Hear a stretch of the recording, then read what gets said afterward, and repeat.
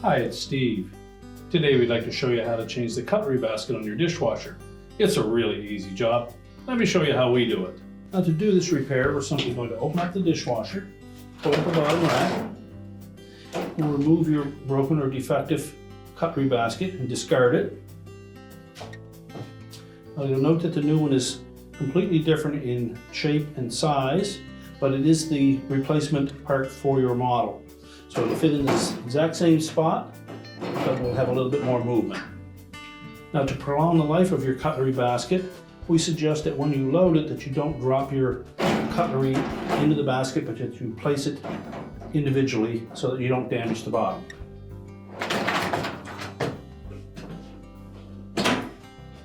You may choose to salvage your old one and use it in your workshop to hold paintbrushes or small tools or items like that.